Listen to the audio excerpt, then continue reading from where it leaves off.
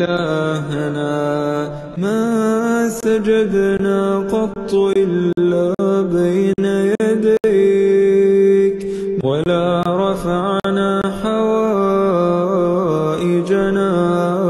إلا إليك ببابك أنخنا ولمعروفك تعرضنا أنت أكرم مسؤول وأعظم مأمول